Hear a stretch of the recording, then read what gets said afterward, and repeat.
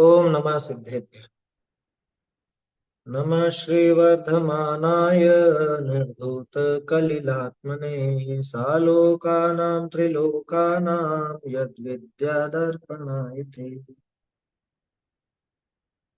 रत्नकरण रावकाचार्य ग्रंथ पर अपनी चर्चा चल रही है और इसमें अनर्थ दंड व्रत की चर्चा थी मुख्य रूप से। तो उसके बहाने ही प्रमादचर्या और कैसे कैसे कार्य हमारे प्रमाद रूप होते हैं, ये सब भी अपन ने देखा। इसके बाद 7 व्यसनों के त्याग की प्रेरणा यहाँ पे अपन देख रहे हैं। इसमें भी कल अपन ने बात की थी जुए की, है ना। जुए का बहुत विस्तार से वर्णन किया था। जुआ कितना खोटा है, कितना इस जीव को पाप में डालता है, और इसकी प्रवृत्ति, जुआ खेलने वाले की प्रवृत्ति इस लोक और परलोक दोनों में बिगड़ती है। उसका कोई विश्वास नहीं रहता, उसका कोई उस पर भरोसा नहीं रहता, और सारे खोटे से खोटे कार्य करता है, दूसरे को मार डालता है, चोरी करता है, झूठ बोलता है, छल कपट आदि, ये सारे उसके जीवन में नजर आते हैं। तो जुआ बहुत खोटा कार्य है। उसका संपर्क भी नहीं करना, खेलने वालों को देखना तक नहीं।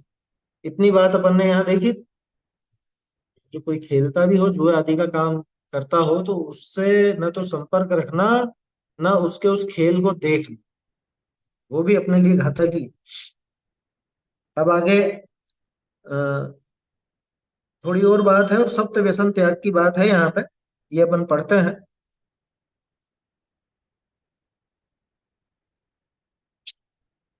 ढूंढारी से ही देखते हैं इसको।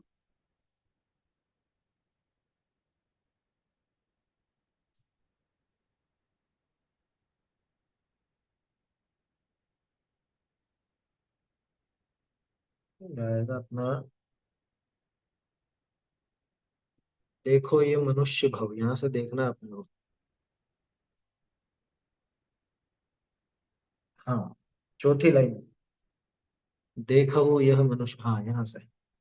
देखो यह मनुष्य जन्म और उत्तम कुल और निरोग शरीर, उत्तम धर्म, ए अनंत काल में नहीं पाया, सो संयोग मिल गया, या कि एक एक घटी कोटि धन में नहीं मिले। ऐसा अवसर सिद्धांतनि की स्वाध्याय, जीवादिक द्रव्यनि की चर्चा, अनित्यादिक द्वादश भावना, षोडश कारण भावना, पंच परम गुरा का नमस्कार का जाप्य स्मरण अधिक करी सफल करने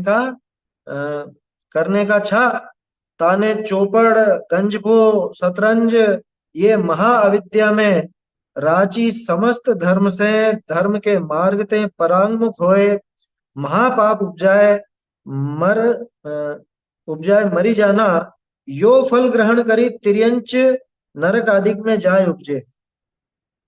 क्या कहा? वही ये जो मनुष्य पर्याय थी, ये कैसी थी, और इसने क्या किया? ये मनुष्य जन्म, यह मानुष पर्याय सुकुल सुनवो जिनवाणी, लिखा ना। यह विधि गए न मिले सुमणि, जो उदधि समानी। दौलत राम जी ने भी वर्णन किया, सभी विद्वान इसका वर्णन करते हैं।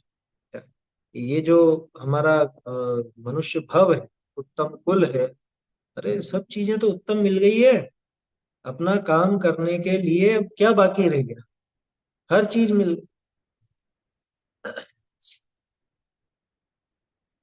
देखो ये मनुष्य भव जन्म, है ना, ये मनुष्य जन्म और उत्तम कुल, अच्छे अच्छे लोगों को ये कुल नहीं मिला। अरे बड़े बड़े ज्ञानी लोग भी इस कुल के बिना पैदा हुए, बाद में उनको जैन धर्म की महत्ता आई तो उन्होंने जैन धर्म स्वीकार किया, अंगीकार किया। लेकिन सोचने की बात है, हमको तो कुछ मेहनत नहीं करनी पड़ी, अपने आप ही ये कुल मिल गया है, ऊंचा कुल मिल गया है। निरोग शरीर, इन्हीं साहब हमारे तो रोग है तरह तरह के, अरे छोटे मोटे तो देखो, पंचम काल का जीव है, तो पूरी निराकुलता तो शारीरिक रूप से भी किसी के नहीं होती। कुछ ना कुछ तो लगा ही रहता है। तो वो नहीं देखना, वो तो शरीर का स्वभाव है। बाकी ऐसे रोगी तो नहीं है अपन जो अपना काम नहीं कर सकते। ऐसे रोगी तो नहीं है जो अपन अपने आत्म कल्याण का कार्य ना कर सके। ऐसा तो कोई रोग है नहीं। देखो संगी पंचेंद्रिय है ना, अब वो छोटे मोटे रोग वगैरह हो भी सही, लेकिन जिसमें इसका ज्ञान जागृत रहे, तो ऐसी दशा तो हमको मिली है ना, कोमा में तो नहीं पड़े हैं ना, बेहोश तो नहीं पड़े रहते हैं ना आधे समय, तो फिर क्या दिक्कत। उत्तम कुल और निरोग शरीर, उत्तम धर्म। अब धर्म की उत्तमता तो बताने की जरूरत है नहीं, है? उत्तम धर्म ए अनंत काल में नहीं पाया, आज तक नहीं मिला था, अनंत अनंत काल बीत गया, लेकिन ये चीज मिली नहीं थी। कि क्यों? कई तो कहते हैं कि समोसरण में भी होके आ गया और कई बार मिल गया था। अरे आज तक काम नहीं बना तो कहाँ मिला था? बाहर से कुल भले मिल गया, जैन कुल में भी आ गया, थोड़ा क्रियाकांड भी करने लग गया, लेकिन बस उसी में फंस करके रह गया। वास्तव में इसको धर्म की प्राप्ति हुई नहीं। इस जगत में इसको आज तक एक तो जिनेंद्र देव नहीं मिले, और एक निज परमात्म द्रव्य नहीं मिले। तो वास्तव में तो धर्म की उपलब्धि इसको हुई नहीं है ना, धर्म इसको मिला नहीं है वास्तव में देखा जाए। क्या कह रहे हैं? ये मनुष्य जन्म, उत्तम कुल और निरोग शरीर, उत्तम धर्म, ये अनंत काल में भी नहीं पाया, सो संयोग मिल गया। संयोग मिल गया यहाँ पे, ये जो लिखा है ना, इन सबका संयोग एक साथ यहाँ तुम्हें मिल गया। एक साथ यहाँ तुम्हें तो अतिरिक्त है, और वास्तव में अपने को मिल गया, एक साथ ही तो मिला है। इसको चाहो तो आप ब्रैकेट में डाल लीजिएगा, एक साथ यहाँ तुम्हें, क्योंकि ये मूल में नहीं है, लेकिन ठीक है, उससे अर्थ खुल रहा है। एक साथ हमको इसकी प्राप्ति हो, अब मिल गया तो क्या करना? या कि एक एक घड़ी कोटि धन में नहीं मिले, करोड़ों का धन दे दो तो भी नहीं मिले। अरे करोड़ों का छोड़ो, इंद्र है ना, इंद्र के जीवन काल में कितनी इंद्राणियां हो जाती हैं? कितनी बताते हैं? 40 नील, ऐसी कुछ संख्या आती है। इतनी तो इंद्राणियां उसके जीवन काल में हो जाती। और वो जो इंद्राणी है, इंद्राणी के गले में जो मोतियों का हार होता है ना, उस मोतियों के हार में कई कई मोती होते हैं, सैकड़ों मोती होते हैं। उस एक मोती की, पूरे हार की नहीं कह रहा हूं, एक मोती की कीमत भी कई चक्रवर्तियों के सारे वैभव से ज्यादा होती है। क्या? और एक काल में चक्रवर्ती कितना? कुल 12 चक्रवर्ती, गिनती के 12 चक्रवर्ती होते हैं, और इसके सैकड़ों मोती लगे हुए हैं हार में। ठीक है, और ऐसे हारों को धारण करने वाली 40 नील इंद्राणियां एक इंद्र के स्वामित्व में होती, और वो इंद्र अपना संपूर्ण वैभव देने को तैयार हो जाता है कि मुझे एक समय के लिए मनुष्य पर्याय मिल जाए। बोलो, पंच कल्याणकों में दृश्य देखते हैं कि नहीं ऐसा? देव और इंद्रों में, सॉरी, देव और मनुष्यों में चर्चा चल रही है, आपस में झगड़ा चल रहा है कि पाल के हम उठाएंगे, पाल के हम उठाएंगे। तो देव वगैरह क्या कहते हैं कि अरे ये हमारा सारा वैभव ले लो। सारा वैभव समझिए ना, उसमें कितना वैभव, यहाँ आपके दुनिया भर के सब चक्रवर्ती वक्रवर्ती सब लगा लो, तो भी वो उस इंद्राणी के एक मोती का मुकाबला नहीं कर सकते। और ऐसे सैकड़ों मोती उसके हार में होते हैं, और ऐसी 40 नील इंद्राणियां एक इंद्र के जीवन काल में होती। उन सबका स्वामी, उन सारी संपदाओं का स्वामी वो इंद्र होता है।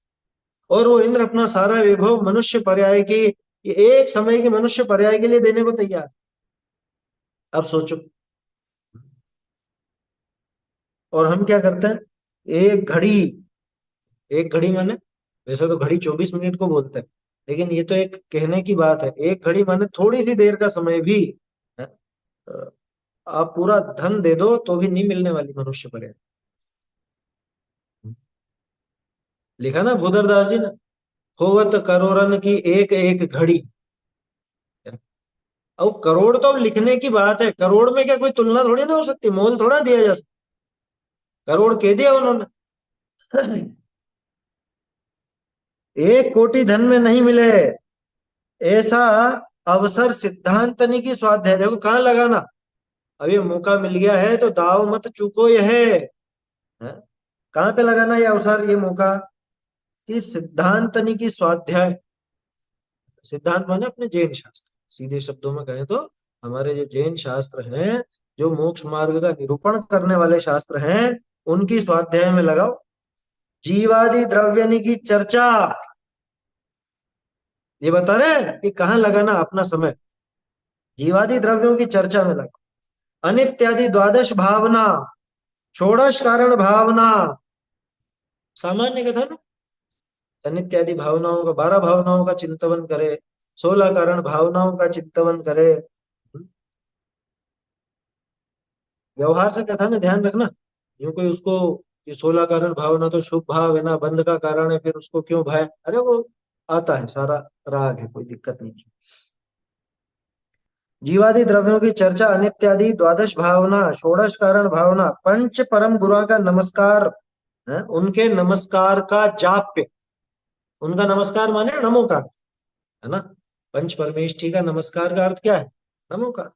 तो नमोकार मंत्र आदि का जाप, स्मरण आदि करके सफल करने का था। सफल करने का अच्छा मतलब कि ये जो तुझे अवसर मिला था, ये तो इन सब कार्यों को करके सफल करना था तुझको, ये सब इसलिए मिला था। हम्म। और तूने क्या किया, ताने चौपड़ गंजफो शतरंज ए महाविद्या में, प्रकरण वही चल रहा है ना जुए का, कल जो बात की थी, तो वही बात आ गई यहाँ पे। ये तो ये चौपड़ गंजीफा और इत्यादि ये सब खेल खेलने में ऐसी महा अविद्या, अविद्या नहीं लिखा, महा अविद्या, ऐसी अविद्याओं में रांची, इनमें रच करके समस्त धर्म से, धर्म के मार्ग ते परांगमुख होए, महापाप उपजाए। तो उन्हें महान पाप उपजाए इन सब चीजों में लग करके, अब मर जाएगा और इसका फल ग्रहण करके तिर्यंच नरक आदि गति में जाकर के पैदा होता है। कौन, कि जिसको ये करोड़ों लुटा दो तो भी जिसका एक पल नहीं मिले, ऐसा मनुष्य भव सहज रूप में मिल गया था, उसने, उस मूर्ख ने इस मनुष्य भव की कीमत नहीं समझी। और असल में ये होता है क्या, जिसको सहज रूप से कोई वस्तु मिल जाती है ना, तो उसका बहुमान नहीं रहता, उसकी कीमत नहीं रहती। सहज रूप से कोई वस्तु मिल जाए, आसानी से मिल जाए, तो उसको उसकी कीमत नहीं रहती। जिनवाणी भी हमको सहज रूप में मिल गई, सरलता से मिल गई, तो हमको कीमत आती नहीं। जैन कुल सहज में मिल गया, क्या करा हमने क्या किया, पैदा हो गए, माँ बाप जैन थे तो जैन के यहाँ पे पैदा हो गए, इसमें हमारा क्या योगदान। तो पिछला पुण्य जरूर हमारा किया हुआ आप कह सकते हो, लेकिन अभी उस पर कोई जोर नहीं दिया जाता, वो तो हो चुका वो काम। समझ में आ रही बात। तो ऐसे खोटी गति में जाकर के पैदा होगा, इसलिए ऐसा काम मत कर भैया। यहाँ पे ये गंजफा की जगह वो गंजीफा कर लीजिएगा, बाकी तो कोई ऐसी विशेष है नहीं इसमें। आगे देखो, सप्त व्यसन की बात आती है। वैसे कल डिटेल से अपन ने इसकी चर्चा कर ली थी जुए की, इसलिए इस पर अभी ज्यादा बात नहीं कर रहे हैं। बहुरी ऐसा जानना, भगवान का परमागम में तो सप्त व्यसन का त्याग जाके होएगा, सो ही जिन धर्म ग्रहण करने का पात्र होएगा। जिसके सप्त व्यसन का त्याग होगा वो ही जिन धर्म ग्रहण कर सकता है, ये नियम है। अरे बल्कि नियम तो और भी है। सप्त व्यसनी जीव हो ना, और सप्त व्यसनी के अंदर वो तंबाकू जर्दा वो भी शामिल है, ध्यान रखना, है ना। वो सब सप्त व्यसन में ही शामिल है। तो जिसके सप्त व्यसन का सेवन चलता हो ना, जो सप्त व्यसनी हो, वो जिनेंद्र भगवान की प्रतिमा को हाथ लगाने का भी अधिकारी नहीं है। क्या, वो प्रतिमा को हाथ लगाने का अधिकारी नहीं। और ये सप्त व्यसनों के त्याग के बिना तो ये जिनवाणी सुनने का भी अधिकारी नहीं। पढ़ने की बात तो दूर रहो, जिनवाणी सुनने का भी अधिकारी नहीं है। कि पहले ये छोड़े, क्योंकि इसको छोड़े बिना इसके वो पवित्रता आती नहीं है। क्या, परिणामों में वैसी विशुद्धता होती नहीं है, तो गले कैसे उतरेगी वो बात, ये बताओ, वो बात कैसे इसके हृदय में उतर जाए। भगवान का परमागम में तो सप्त व्यसन का त्याग जाके होएगा, सो ही जिन धर्म ग्रहण करने का पात्र होएगा। जाके एक व्यसन व्यसन ग्रहण हो जाए, तो इसकी बुद्धि ही विपरीत हो जाए है, पाप कार्य में प्रवीण हो जाए है, अनीति में तत्पर हो जाए है। इस लोक का कार्य तो न्याय मार्ग ते अपने कुल के योग्य षट कर्म करी जीविका करना, और खान पान अधिक शरीर का संस्कार तथा न्याय रूप लेना देना धरना जाना आना प्रयोजन रूप करना, और परलोक के अर्थ धर्म कार्य में प्रवर्तन करना, ए ही गृहस्थ के दोए करने योग्य हैं। क्या बताया भैया? ये दो काम, एक लौकिक काम किस ढंग से करना और अलौकिक काम यानी पारमार्थिक काम किस ढंग से करना, वो यहाँ पे दिखा रहे हैं। जिसके एक भी व्यसन ग्रहण होता है, यानी जो एक व्यसन भी जिसके चलता हो, एक व्यसन भी हो जिसके जीवन में, उसकी बुद्धि कैसी हो जाती है? ये सारे पाप कार्यों में प्रवीण हो जाता है। जिसमें एक गुण मिला उसमें सारे ही गुण मिलेंगे। समझ में आ रही है बात? या एक व्यसन का जिसको शौक है, उसको कौन सा व्यसन नहीं लगेगा? देखो, जुआ खेलने वाले वो शराब भी पीने लग जाते हैं, मांस आदि भी खाने लग जाते हैं, वो फिर वो वेश्यागमन पर स्त्री रमन चोरी वगैरह ये सब तो होने ही लग जाते। ठीक ऐसे ही आप वो जो शराब आदि का सेवन करते हैं उनके ये सारे पाप दिखेंगे आप। जिसमें एक एब आया उसमें सारे एब आ जाएंगे।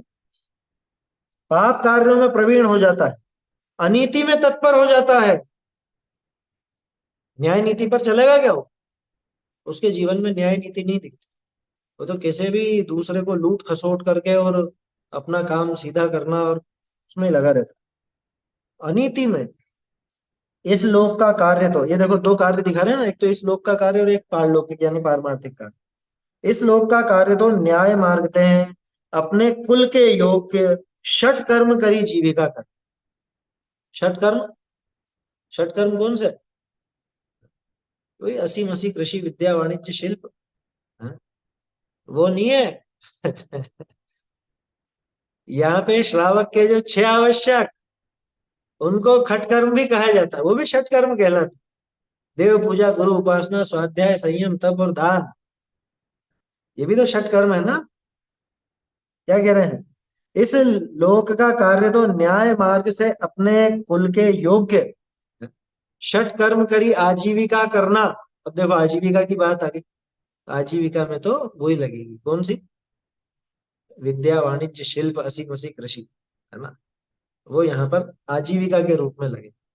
लेकिन उनको करते हुए श्रावक के जो षट कर्म है, षट आवश्यक है, उनको नहीं भूलना, ये अपने को यहाँ लगाना चाहिए। अपने कुल के योग्य, अपने कुल के योग्य क्यों लिख दिया? ये पहले भी अपन देख चुके हैं आजीविका के प्रकरण में।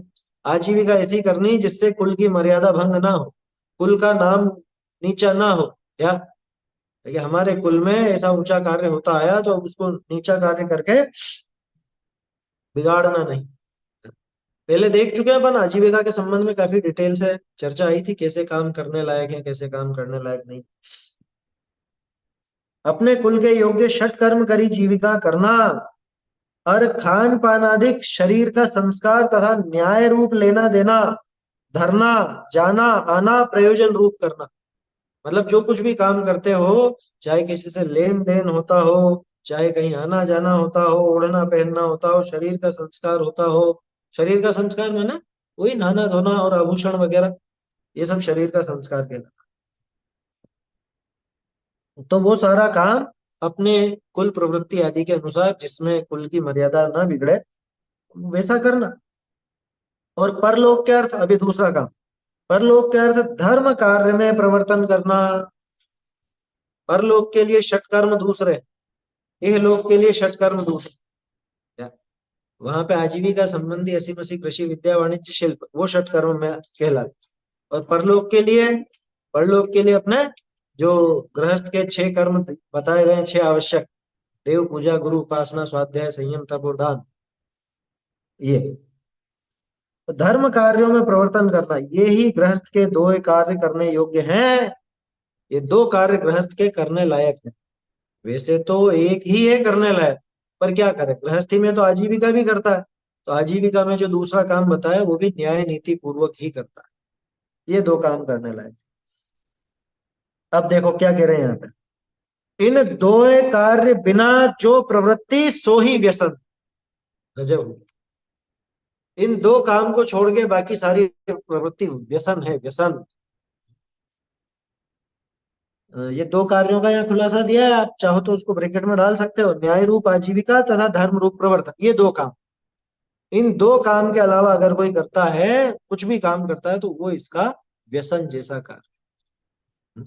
जितना बच सको उनसे बचना।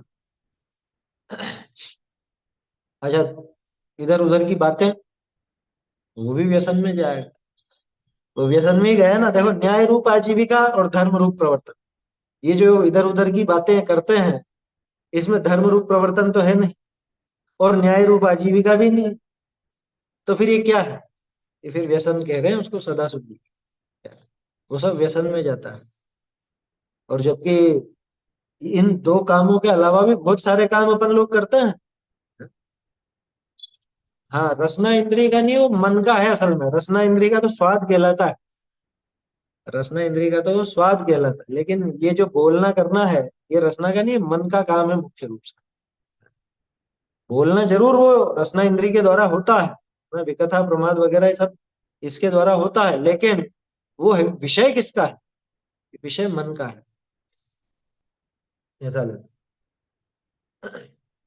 अब देखो, सामान्य रूप से गृहस्थ दशा में दूसरे काम भी कदाचित दिखेंगे, कदाचित दिखेंगे, लेकिन उनमें एक तो आसक्ति होना और एक सामान्य रूप से होना, दोनों में अंतर है।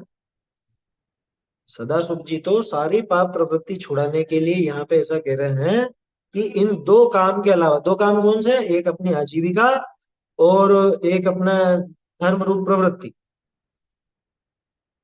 एक जीव की जीविका, दूजा जीवोद्धार। या कला 72 पुरुष की, तामे दो सरदार। एक जीव की जीविका, दूजा जीवोद्धार। आया समझ में? ऐसा कहा जाता है। तो ये दो बातें हैं यहाँ पे, इन दो के अलावा बाकी सब, कि बाकी सब जो कला भी है तो भी व्यसन है, ऐसा सदाशिव जी कह रहे हैं। तो व्यसन है कि नहीं है? बोलो। अब उसको व्यसन में घटित करना कि नहीं करना? कि अगर उसकी आसक्ति है तो वो व्यसन में ही गिनना। और सामान्य रूप से कभी कभी होता है, तो व्यसन तो नहीं है लेकिन पाप जरूर है। क्या? पाप जरूर है। क्योंकि जिससे न तो, देखो, आजीविका भी अपने आप में पाप ही है, लेकिन अब जिससे न तो आजीविका सध रही है, न धर्म रूप प्रवृत्ति हो रही है, तो उसको क्या करें? वो तीव्र पाप कहलाता है। और अगर उसमें आसक्ति है, उसके बिना मन ही नहीं लगता है इसको, तो वो सब चीजें चाहिए, तो फिर समझना व्यसन हो गया। इन दोए कार्य बिना जो प्रवृत्ति सोई व्यसन है, ते सप्त हैं। कौन सा है? दूध क्रीड़ा, मांस भक्षण, मद्यपान, वेश्या सेवन, शिकार करना, चोरी करना, पर स्त्री सेवन करना। ये महाघोर पाप बंध के कारण सप्त व्यसन हैं। सातों व्यसन तीव्र महाघोर पाप बंध के कारण, घोर पाप बंध। आजीविका आदि सामान्य पाप है।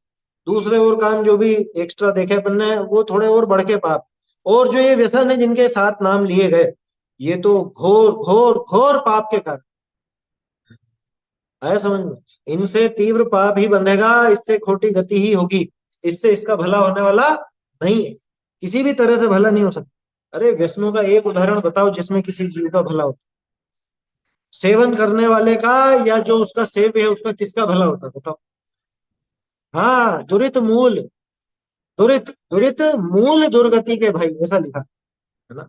मूल शब्द तो दुर्गति के साथ लगेगा, कि ये दुरित हैं और ये दुर्गति के मूल है। बनारसी दास जी के है ना, जुआ, आमिष, मदिरा, दारी, आंखें टक, चोरी पर नारी, यही सात व्यसन दुखदाई, दुरित मूल दुर्गति के भाई। ऐसा है वो, दुखदायक हैं, दुरित हैं यानी पाप रूप हैं, और दुर्गति के मूल हैं। इन व्यसननी में उलझना सहज है, और छूट करी सुलझना बड़ा कठिन। इन व्यसननी ते पाप बंध ही ऐसा होए है, जो बुद्धि ही विपर्य हो जाए, निकसी नहीं सके। यहाँ द्यूत का वर्णन किया।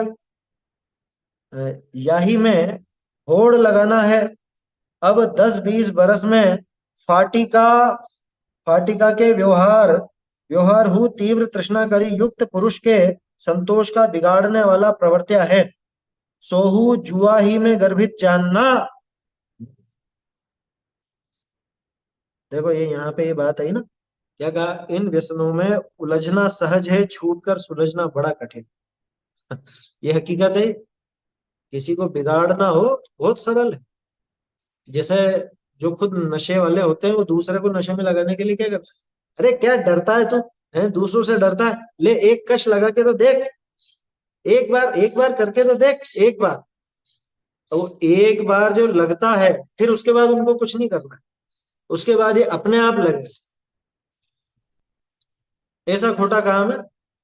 ये जो भी नशे वाली चीजें होती, जो कुछ भी एक्स वाई जेड है, वो भांग हो, अफीम हो, गांजा हो, या ये स्मेक वगैरह जो होती हैं, कितनी देर लगती है व्यसन लगने में, लत लगने में कितनी देर लगती है? अरे जीव तो बिगड़ता अपने आप ही है, बिगड़ने के साधन ढूंढने की जरूरत नहीं है। इसकी स्वाभाविक प्रवृत्ति ऐसी है जीव की कि बिगड़ने में इसको देर नहीं लगती। लेकिन बिगड़े हुए जीव को वो व्यसन छोड़ करके सुलझना, ये बहुत कठिन है, बहुत कठिन। हाँ, वो एक नकटा पूरे गांव को नकटा बना देता है, वैसे एक व्यसनी दूसरों को भी व्यसनी ही बनाना चाहता है। उसमें एक साइकोलॉजिकल कारण है, मनोविज्ञान क्या, कि सब लोग उसको बुरा समझते हैं ना इस व्यसन की वजह से, सारे के सारे यही करेंगे तो फिर मैं बुरा नहीं कहलाऊंगा।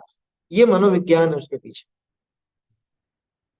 हमारे बच्चों को अब अपन तो धर्म मार्ग में लगाना चाहते हैं, और दूसरे जो ऐसे रिश्तेदार होते हैं वो जान करके उनको पीछे खींचते हैं, किस लिए? कि लोग हमको इनकी वजह से नीचा समझते हैं क्या, ये धर्म मार्ग में आगे बढ़ते हैं, इनकी वजह से हमको नीचा देखना पड़ता है। ये भी हमारे जैसे रात में खाने लग जाएंगे, आलू प्याज लहसुन आदि खाने लग जाएंगे, तो बस हमारे जैसे ही हो जाएंगे, फिर हमको कौन बुरा कहेगा। आया समझ में? तो ये एक मनोवैज्ञानिक कारण है उसके पीछे, बहुत बड़ा कारण। और वैसे भी देखो, जीव की सहज प्रवृत्ति ऐसी है कि जिस काम में स्वयं लगा होता है, दूसरों को भी उस काम में लगाना चाहता। और ये कोई भी जीव हो, धर्मात्मा भी, क्या, उसको धर्म सुहाया ना, तो ये चाहता है सभी धर्म मार्ग पे लगे। और व्यसनी भी, उसको व्यसन सुहाया, वो चाहता है कि सभी व्यसन मार्ग में। क्या, ये जीव की एक सहज प्रवृत्ति है। जैसे कौवे को खुरचन मिले तो काव काव करके सबको बुला लेता, ठीक उसी तरह से व्यसनी सबको व्यसन में लगाने की प्रेरणा देगा। और जो स्वाध्यायी है वो स्वाध्याय में, धर्मात्मा धर्म में, इस मार्ग में लगने की प्रेरणा देगा। बहुत बड़ी बात है, क्या लिखा कि ये जो पाप है, ये व्यसन है, इन व्यसनानी में उलझना सहज है, लेकिन छूट कर सुलझना बड़ा कठिन। जो उलझ चुके हैं आसानी से सुलझ नहीं पाते। इनके वो क्या बोलते हैं उनको, पुनर्वास केंद्र, पुनर्वास केंद्र कहलाता है, रिहेबिलिटेशन कुछ ऐसा बोलते हैं उसको। तो वो वहां पे आसानी से सुलझता नहीं है वो जीव। अरे बहुत से तो आत्महत्या कर लेते हैं, क्यों? कि उनको नशे की तलब बहुत उठती है और मिलता नहीं है, तो सिर पटकते हैं दीवार के सहारे, या ऐसा ऐसा आत्महत्या तक कर लेते हैं। तो सुलझना बहुत मुश्किल है। इन व्यसनिते पाप बंद ही ऐसा होए जो बुद्धि विपर्य हो जाए। बोलो, बुद्धि खोटी हो जाती है, कोई सा भी व्यसन हो। एक भी व्यसन ऐसा नहीं जिसमें बुद्धि निर्मल होती। सारे व्यसन ऐसे हैं ये सातों के सातों, कि जिसमें बुद्धि पहले ही विपरीत होगी। अरे बुद्धि विपरीत होगी तभी तो इनमें लगेगा। बुद्धि तो अपने आप ही विपरीत हो जाती है, ऐसा कर्म बंधता है इनसे, निकस ही नहीं सके है, सुलझ नहीं सकता। यहाँ द्यूत व्यसन का वर्णन किया, याही में होड़ लगना है।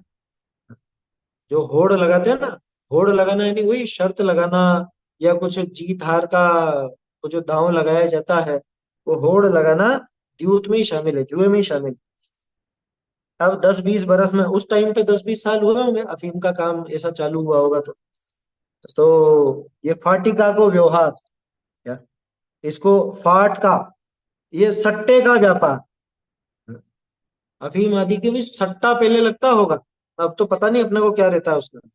तो इस सट्टे का व्यापार, ये फाटिका यानी वो जो क्या बोलते हैं उसको, अपने को इसमें ज्यादा डिटेल मालूम नहीं है, लेकिन होता है वो सारा का सारा काम उसमें होता है। फटके का व्यापार बोलते होंगे शायद पहले इसको। बोलिए। यहाँ पे जो लिखा है ढूंढारी में ना, बुद्धि उल्टी हो जाती है ऐसा लिखा है ना, विपरीत हो जाती है। हम्म। हालांकि यहाँ पे थोड़ा प्रकाशन में कार्यों में है, उल्टे कार्यों में ही लगती है। अ, एक सेकेंड। निकसी होड़ लगाना है, इसके पहले इन्होंने ज्यादा दिया नहीं, वो अलग से दिया उन्होंने, है ना? प्रकाशित प्रति में जो लाइन दी है, ये लिखा ना, सप्त व्यसन है और इन सब ने जो बुद्धि विपर्य हो जाए, निकसी नहीं सके, इतना ही लिखा था इनने तो यार, उससे निकल नहीं पाती, उसके पहले उल्टे कार्यों में लगती है।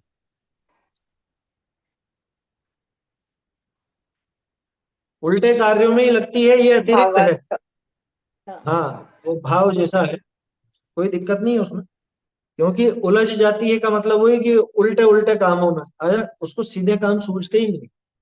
नशा करने के बाद हंगामा ही तो करता है, जो भी नशा करता है वो क्या करेगा, वो हंगामा ही करेगा, वो कोई उपयोगी कार्य कुछ भी नहीं करेगा, तो बंदर जैसी प्रवृत्ति हो जाती है उसकी।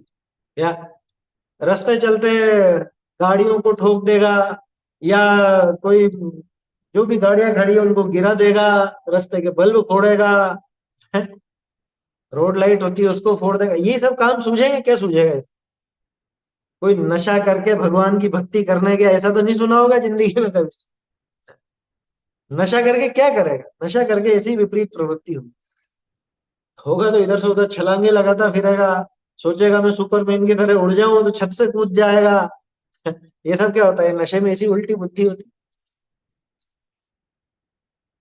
ऐसा है, बुद्धि विपरीत हो जाती है, निकल नहीं सकता, है ना? अब ये फाटे का व्यवहार का मतलब वही सट्टा, तो सट्टा जो बाद में चला होगा, ये वो पर्चियां निकालना और ये नंबर निकलते हैं, जो भी होता है इसको फाट का व्यवहार बोलते होंगे पहले, फाट का यानी सट्टा, है ना?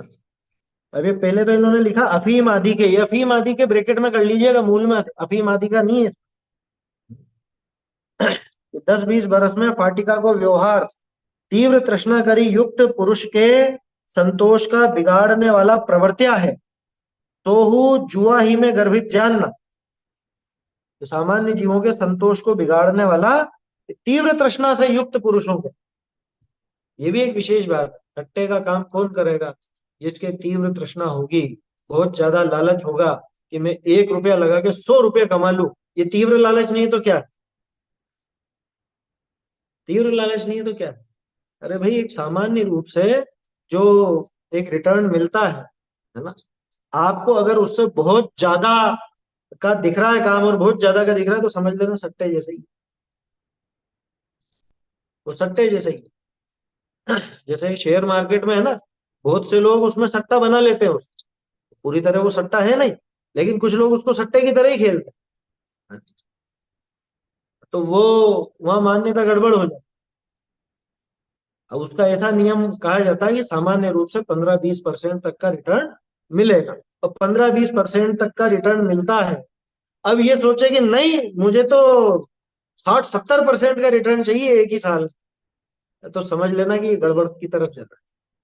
सहज रूप से बन जाए वो अलग बात, लेकिन ये चला करके वैसा सोचे और उसके पीछे भागे, ये सट्टे की बुद्धि से चल रहा है। समझ में ही बात, ऐसा है। जैसे बैंक का या सामान्य रूप से आपके यहाँ पे जो भी ब्याज की दर चलती है, वो एक व्यापार की वृद्धि का प्रतिशत अपन गिनते हैं, है ना? जैसे बैंकों से आपको 7, 7.5, 8% तक का ब्याज मिलता है, ठीक है ना? दूसरा, शेयर बाजार का लगभग लगभग 15-20%, अगर मुनाफा अच्छा रहे तो वो लगभग लगभग एवरेज ऐसा बनता है।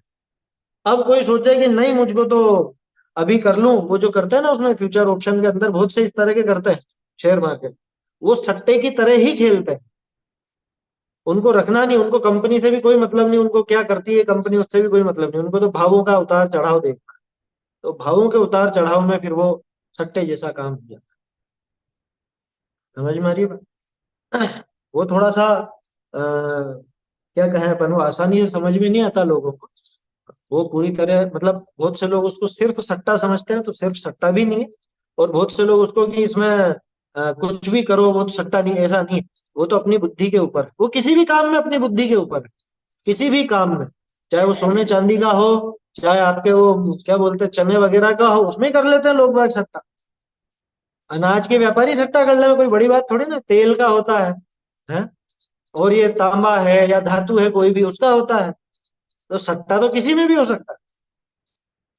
क्योंकि ये व्यापार और वो व्यापार, वो शेयर बाजार और ये जो व्यापार है, सब जुड़े हुए ही तो हैं आपस में। तो ये तो हमारा दृष्टिकोण कैसा है और हम किस तरह से उसको ले रहे हैं और कैसा उसमें व्यापार आदि कर रहे हैं, उस पर निर्भर करता है। 10-20 बरस में फाटका को व्यवहार, तो ये फाट का मतलब वही जो पर्ची वर्ची निकालने का सट्टा होता था, उसको ही बोलते होंगे, है ना? क्योंकि फाट का शब्द अलग से पढ़ने में आया नहीं।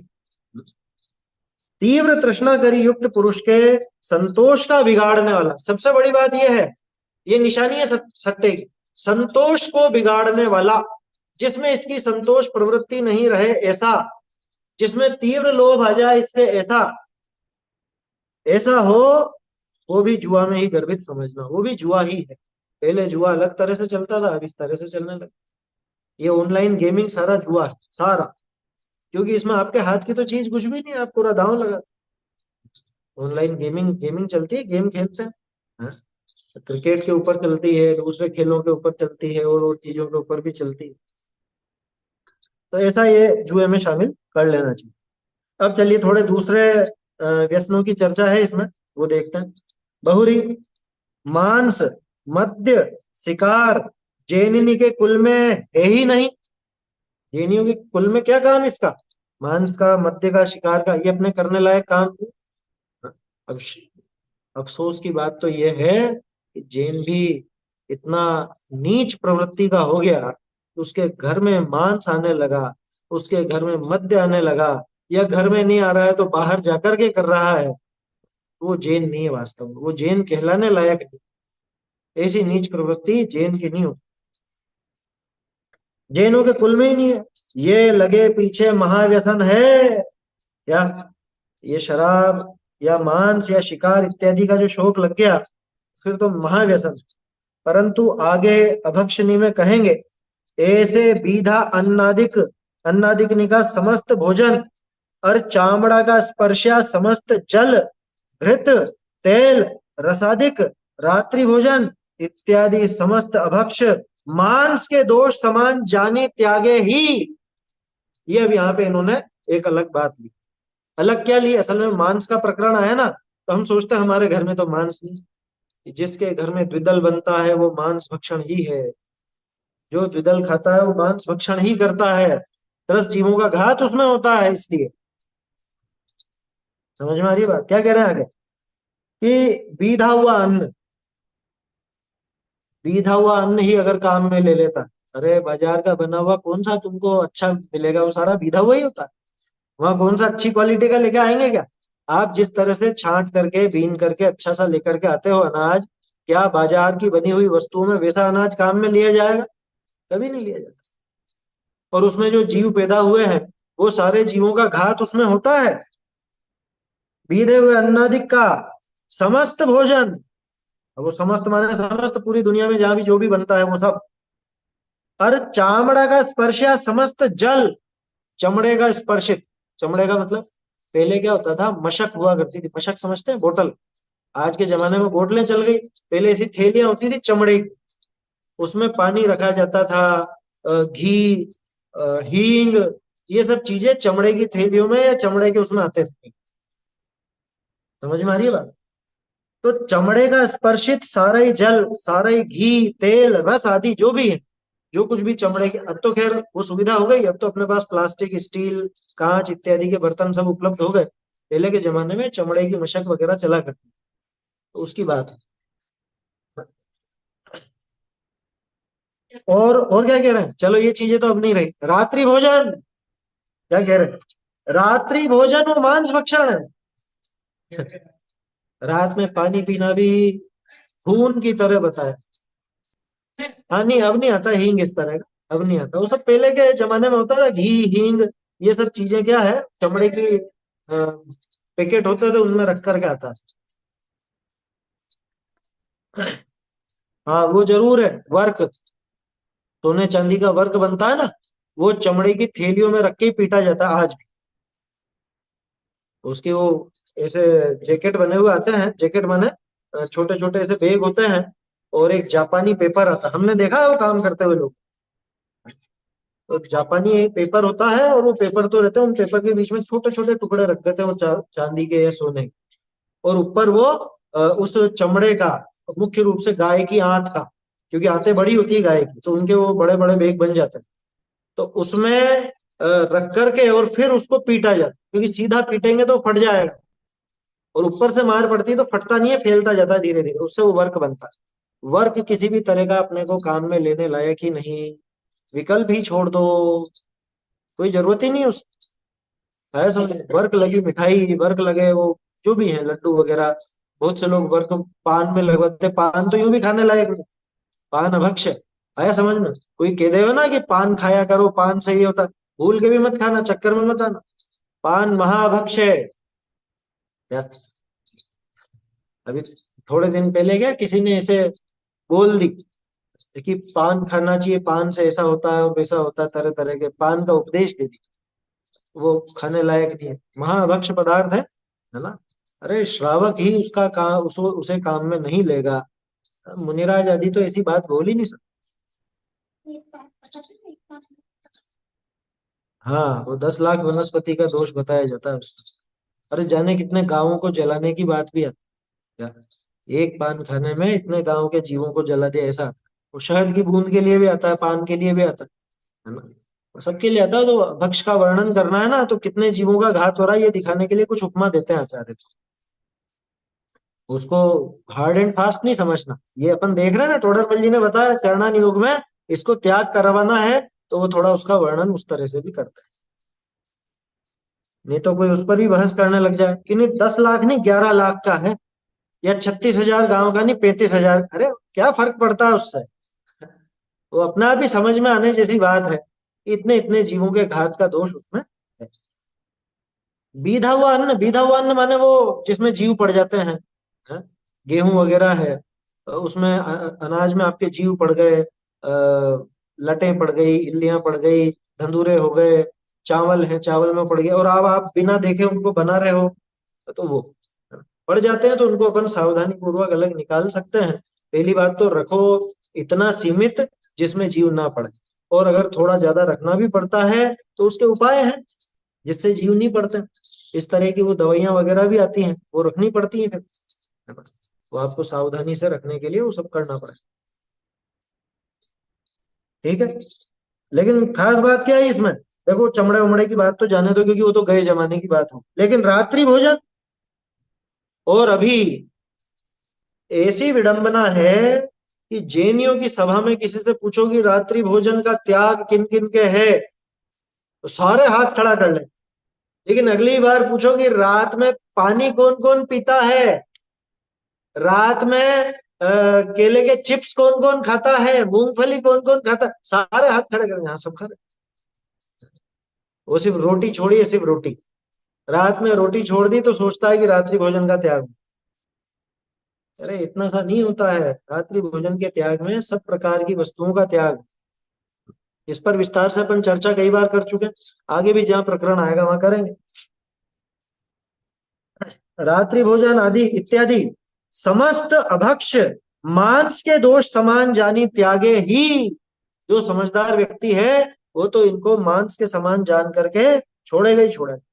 बहुरी, भांग, तंबाकू, जर्दा, अमल, हुक्का, ये समस्त पराधीन करने थे, और ज्ञान के नष्ट करने थे, परमार्थ रूप बुद्धि को नष्ट करने थे, मद्य समान ही है। ये पहले भी बात की है अपन, ये सब मद्य के जैसे ही समझना, मद्य तो एक नाम है, वो तो कुल मिला के नशा। अब वो नशा कैसा भी हो, क्योंकि कल से कोई मद्य में भी भेद करने लगेगा कि नहीं साहब इसमें इतनी परसेंट एल्कोहल है तो इसको तो हम मद्य में नहीं गिनेंगे, और इस वाली को मद्य में गिनेंगे। अरे सारी मद्य है भैया, जिसका भी वो नशा है, चाहे वो शराब हो चाहे दारू हो, तो इनके भी जाने क्या क्या भेद चलते हैं वो, है? बियर और विस्की और ब्रांडी और जिन जाने क्या क्या नाम आते हैं, तो इनसे क्या मतलब है, वो सारी शराब माने शराब, और हम तो सिर्फ शराब को ही नहीं ले रहे, हम तो कह रहे हैं भांग, तंबाकू, जर्दा, बीड़ी, सिगरेट, ये सब, ये सारे के सारे कैसे हैं, पराधीन करने थे, और ज्ञान के नष्ट करने थे। सबसे पहली बात तो इन्होंने क्या किया, ये जीव को पराधीन कर देते, पराधीनता आ जाती है, इतनी पराधीनता आ जाती है कि अगर उसको इनमें से जिसको जिसकी लत हो, उसको अगर वो वस्तु नहीं मिले पेट तक साफ नहीं होता, दिमाग काम नहीं करता, ऐसी खोटी आदत हो जाती, खोटी बुद्धि हो जाती, दुर्दशा हो जाती है। ये साहब नहीं, वो तो लेना पड़ता है हमको, नहीं तो फिर तो पेट ही साफ नहीं होगा, है, नहीं तो हमारे तो दिमाग ही काम नहीं करेगा, सिर दुखने लगेगा। चाय को भी व्यसन मत बनाना। दवा के तौर पे कोई लेता हो तो ले, लेकिन अब चाय की तो ऐसी आदत पड़ गई है, वो पलंग पे जब तक चाय नहीं मिले तब तक पलंग से नीचे ही नहीं उतर सके। बेड टी, नाम है उसका, बेड टी। बोलो, ये पलंग पे ही चाहिए साहब इसको पे। उसके बिना तो हाथ पांव ही नहीं हिलेंगे कि तेरा जिंदा रहना ही बेकार है। अगर इतना तू पंगु बन चुका, इतना कि इस नशे के बिना तेरा काम नहीं होता, तो फिर तो क्या करेगा, फिर ऐसा जीवन जी के क्या किया पराधीन होकर। ऐसी पराधीनता किस काम। भाई धर्म तो स्वाधीनता का नाम है, स्वाधीन करने का मार्ग धर्म है। और ये व्यसन, ये धर्म विरुद्ध है बिल्कुल। क्यों? क्योंकि ये जीव को सबसे पहले तो पराधीन बनाते, दूसरे नंबर पे ज्ञान को नष्ट करते हैं। दोनों बातें आ गई ना, पराधीन करने थे और ज्ञान के नष्ट करने थे, परमार्थ रूप बुद्धि को नष्ट करने थे। तीन कारण आगे, पराधीनता, ज्ञान का नाश और परमार्थ की बुद्धि का नाश। तो ज्ञान और परमार्थ की बुद्धि का नाश तो चलो एक जैसा लगा सकते हो, लेकिन बिगाड़ ही हो रहा है ना। इसलिए कोई सा भी व्यसन रखने लायक नहीं। मैं तो कह रहा हूँ चाय तक का भी ऐसा व्यसन ना हो जिससे पराधीनता है। दवा के रूप में कभी कभार आप ले लेते हो तो अलग बात है, लेकिन अगर उसका व्यसन पड़ गया है, उसके बिना नहीं रहा जाता है, तो फिर समझ लेना आप गलत दिशा में जा। बोलिए। सर ये अपने जो जो लोग ये बासी मुंह पानी जो से पी लेते हैं क्या, सवेरे उठ के, तो वो हम्म। उचित है अनुचित है? देखो, अब इसमें ऐसा है, सूर्योदय के पहले नहीं पीना, सीधी बात ये है ना। बाकी बासी मुंह का तो वो प्राकृतिक में बताते हैं, वो सुबह पहले का अपना वो पानी अंदर जाना चाहिए और ऐसा वैसा, तो अपने को उस बहस में नहीं पड़ना। ना तो सीधी सी बात है, सूर्योदय के पहले नहीं पीना, भगवान के दर्शन किए बिना नहीं पीना, इतना अपन नियम साध लें, क्या दिक्कत आया समझ। वो चीज अलग है, उसमें कोई ऐसा धर्म या व्यसन वाली उसमें कोई वो बात नहीं है। बहुत सा, आप पानी की बात कर रहे हो, पानी तक तो चलो अपन सोचे कि हाँ कोई बात, उनको सबसे पहले चाय चाहिए, पानी भी नहीं चाहिए, ऐसे व्यसनी हो जाते। चाय के लत वाले हमने ऐसे ऐसे देखे, उनको ले जाके, जैसे अपन तो सुबह जग भर के पानी पियेंगे घूम फिर करके आके, और ऐसा। अब ये आकर के क्या जाएगा ही कहाँ है? पहले पहले चाय चाहिए, चाय के बिना सबसे पहले चाय उतारेगा अंदर, उसके बाद फिर इसके हाथ पांव काम करने लगेंगे, तब उठ करके फिर जाएगा। अरे ऐसा ऐसा व्यसन किस काम का, छोड़ देना। अगर स्वाधीनता चाहते हो तो, किसी को ऐसी लत लगी हुई हो तो छोड़ देना, है समझ में। तत्काल नहीं छूटे तो धीरे धीरे करके लेकिन छोड़ ही देना, क्योंकि ये पराधीनता आपको धर्म मार्ग पर आगे बढ़ने से रोकेगी। समझ में आ रही बात। मैं ये नहीं कह रहा हूँ कि चाय के छोड़ने में धर्म हो जाए, लेकिन चाय आपको पराधीन बना देगी अगर आप व्यसन की तरह उसको ले रहे हो तो। आया समझ में? वो व्यसन के जैसी ही है, बिल्कुल व्यसन ही है। चाय कॉफी जो भी है, जिसकी भी लत हो, वो लत खोटी है ना। दूध का व्यसन नहीं होता, दूध का व्यसन नहीं होता। दूध नहीं मिले ना किसी को तो कोई दिक्कत नहीं होती, लेकिन चाय वाले को चाय नहीं मिले तो बड़ी दिक्कत हो जाती। अब वो मुंह की बदबू वगैरह वो तो अलग विषय है ना, उसका तो क्या करें। वो चीज तो अलग है, वो तो उसका एक साइड इफेक्ट आना ही है ना। अरे कोई सा भी नशा करता हो, ये भी एक निशानी है नशे की। कोई भी नशा हो, नशे वाले के मुंह से बदबू ही आएगी। नशा कभी सुगंधित नहीं होगा, बदबू ही आएगी।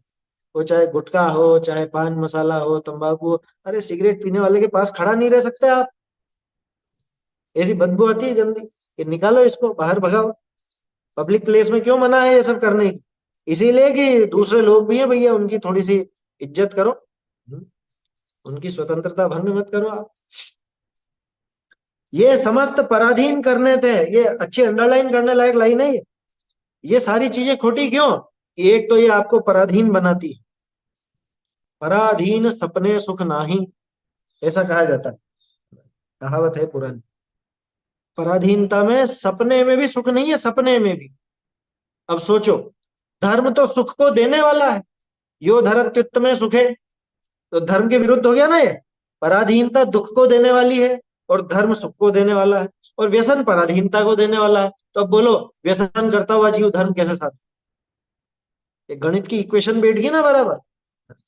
पराधीनता इज इक्वल टू दुख, व्यसन इज इक्वल टू पराधीनता इज इक्वल टू दुख, धर्म इज इक्वल टू सुख। तो धर्म और व्यसन ये ऐसे हो गए बिल्कुल क्रॉस, बिल्कुल अपोजिट। आया समझ में? अपोजिट हो गया बिल्कुल। तो जो व्यसनी है उसके जीवन में धर्म कभी हो ही नहीं सकता। हाँ, वो सब तो साइड इफेक्ट हैं। क्या? होठों का काला होना, आंखों का ऐसा होना, ये जबड़े और ये सब, चेहरा ही अजीब दिखने लग जाता है। व्यसनी जीव के चेहरे से तेज गायब हो जाता है। कभी नोट करिए आपने? उसके चेहरे पे तेज नहीं रहता, चमक नहीं रहता।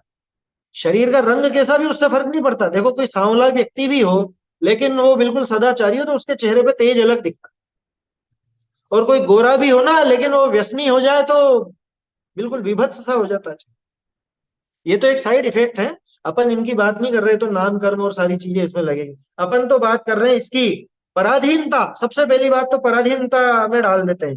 और ज्ञान के नष्ट करने थे, परमार्थ रूप बुद्धि को नष्ट करने थे, मध्य समान ही है। कौन? वो जिनके नाम लिए ना, भांग अफीम वगैरह और वो सब,